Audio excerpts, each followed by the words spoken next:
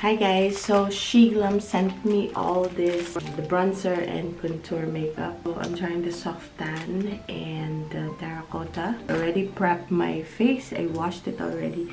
I'm just gonna put my facial oil on my face. And then maganda tayo ng powder with a little bit of the mascara. Konti lang kasi.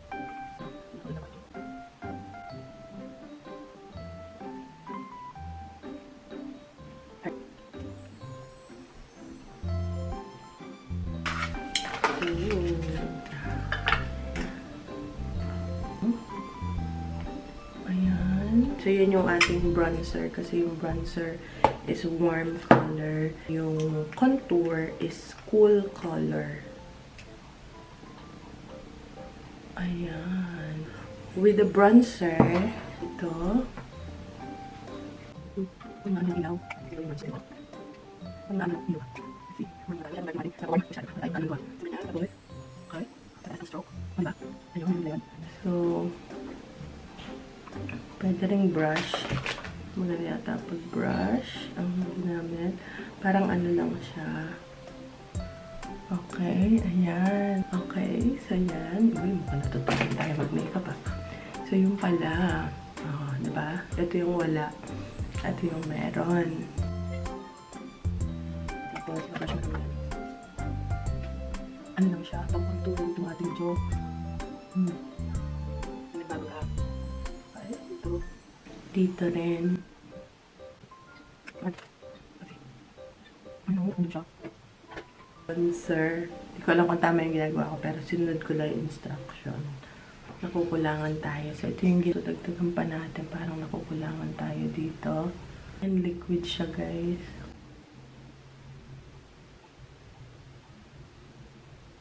Ayun. Mas umano siya, ganun pala. O, diba? Ayan. Parang plumpier siya pagka marami. Nagiging plumpier. Tingnan nyo, ito flat lang. Ito parang naging ano siya. Nakita nyo ba guys ang kaibahan? Ito. If you guys wanna try Shiglam, I'll link it in the description box below. Dahil pang naglagay is pinadala.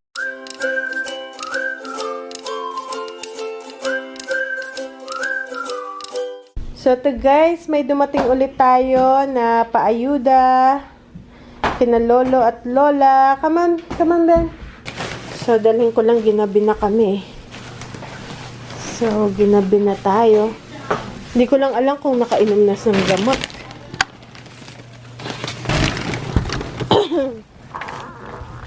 Nako. Tulugan na. Tulugan na pala guys.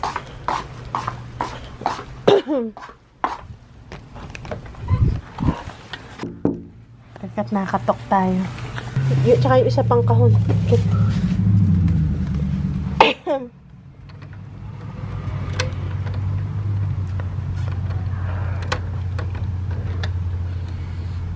Wala, hindi makabukas.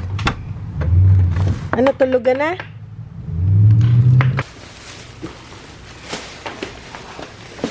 Thank you. Alright. Alin?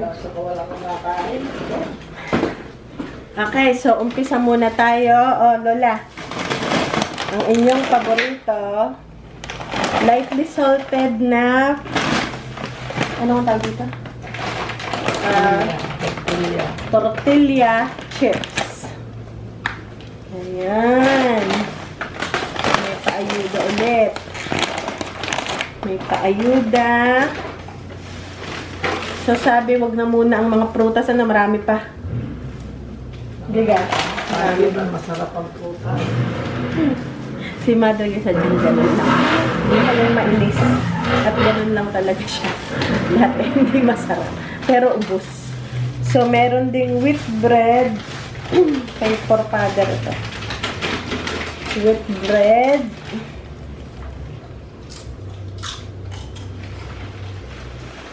Oh. Tapos, ayan. Oh, mother. Ala, Hawaiian bread. Dami, oh. Aba. Hawaiian bread. Nakakabili sa biyan. Hindi, kado sa binili ko. Hawaiian bread. Ayan. Ang dami. Yun lang. Kasi sabi ko, huwag na muna yung mga prutas at gulay. Diba last time, napakadami. Tumatambak. Wala akong space sa ref. So, yun muna ang inuutay namin.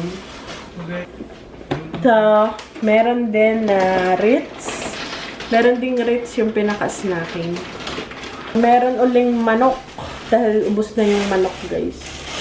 So, ito yung manok. Na ganito karaming manok. Na-atak-atakin ko to tigagalawa sa isang ziploc bag. Para madaling magto. Tapos, 2 manokes. So, ito guys, ang anuhin natin. Lagay ko sa plastic tapos isusoli ulit natin. And then, ibabalik natin. Sir, dahil wala na akong space sa aking freezer. So, ano ko yung muna siya? Tawag dito. Atin siyang paghihiwa-hiwalayan. Ito, saka hinuhugasan ang manok. Pagka ready ng lutuin. So, ito muna. Hindi ko alam kung may ziplock pa ako ba. So, nakahiwalay siya. Hiwalay natin. Maliliit lang. So, isa-isang piraso lang. Okay lang yun. Para pati maubos to. Ito guys, snack bag ko. Ang tagal maubos. Hindi nagagamit. So, at least magagamit natin.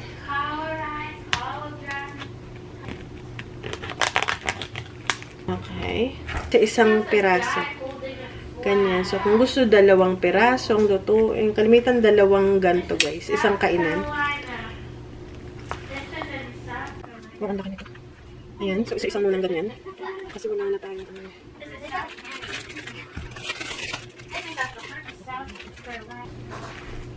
Wow, ang lalaki pala, guys.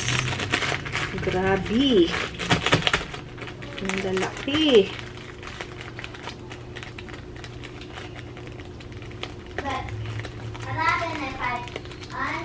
So, kasi nakabukas siya, kasi ang lalaki. Para hindi siya ma-freeze masyado. Lalagay ko sa siya plastic. Ganyan. Grabe, ang lalaki. Ang laki ng manok.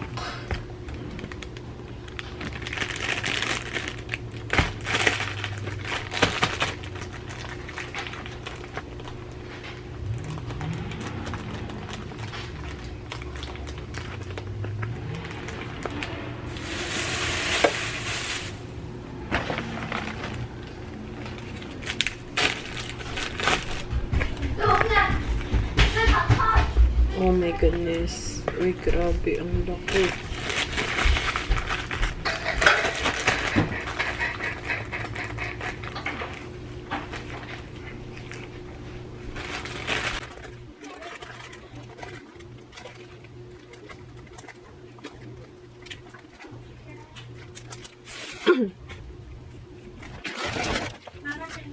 Yes, baby. Hold on lang ha. I'm putting the chicken into this container so we can freeze it.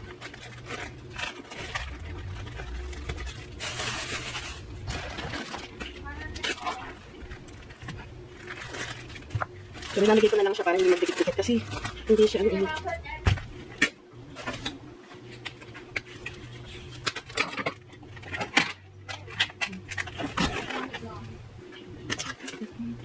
Okay. So, naman yung second batch. Diyan naman siya sa plastic guys. Hindi siya maliit. Hindi naman dikit-dikit. Kasi naman dikit-dikit. This one dikit-dikit.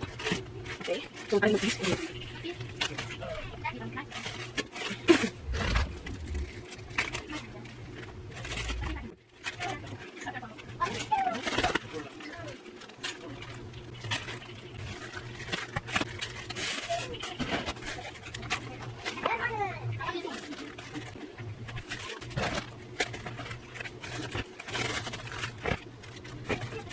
Bumalik yung nag-deliver guys. May naiwan sa sasakyan daw niya itong creamy almond butter pang palaman para sa tatay ko na tinapay. Ba't yung isa parang okay. Then dalhin din natin. Ayan, kasi naiwan eh. And then, bitbitin na natin to doon. Ito na yung na-impake natin. Ang dami. Kasi guys, wala na silang chicken. Yun lang kasi yung kinakain nila na karne. So, wala na silang chicken. So, mother, nangain.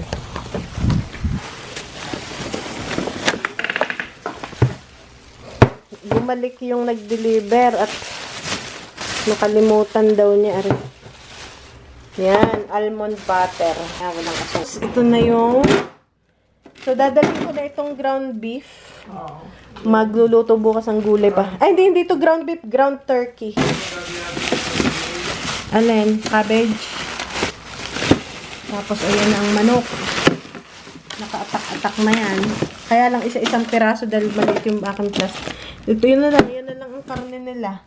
Tsaka ito baboy, hindi kayo masyado sa baboy, ano? Hindi, kaya manok lang, kaya natira, ito na lang. Tsaka yung bagong dating. Tsaka ground. Wala na din eh. Ito yung yelo. Okay. Tapos dito, may okra pa. Ba't parang yung ano na didipros? Ipinabanyo ga ang temperature. Hindi ako nakakano. At ano? Okay, linisin lang natin. Bahagya.